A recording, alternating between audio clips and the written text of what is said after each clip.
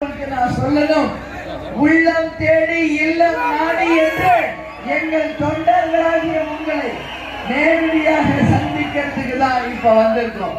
Captain அவர்களுக்கு இலங்கை வாழ் தமிழர்களால் தரப்பட்ட ஒரு மிகப்பெரிய ரதம், அந்த ரத யாத்திரை இன்னைக்கு கெங்கவல்லி முழுக்க கேப்டன் அவர்கள் மக்களை காண மக்கள் தலைவர் என்ற ரீதியில மக்களின் ஆரவாரத்தில் இன்னைக்கு கெங்கவல்லி தொகுதி முழுக்க கேப்டன் அவர்களுடைய ரத யாத்திரை நடந்திருக்கிறது.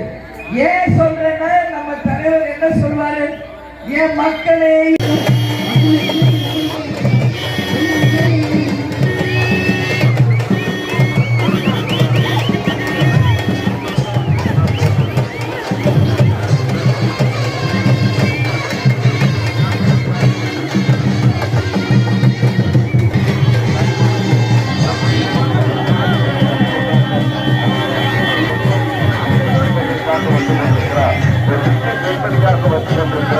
தமிழக அரசியலே தவிர்க்க முடியாத ஒரு அரசியல் சக்தியாக உங்கள் மத்தியிலே நம்முடைய அன்பு தலைவர் கேப்டனுடைய மறு உருவமாக அன்னையார் திருமதி பிரேமலதா விஜயகாந்த் அவர்கள் மக்கள் வெள்ளத்திலே உங்கள் மத்தியிலே வந்து கொண்டிருக்கிறார். அன்புக்குரியவர்களே, அவர்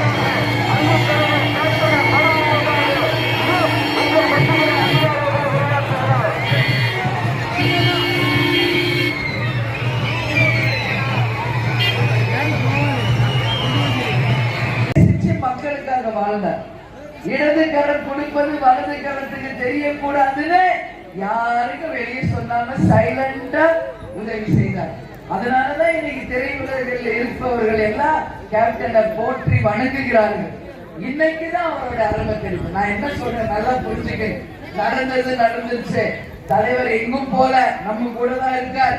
கருடராக வந்து இன்னைக்கு பெருமாளாக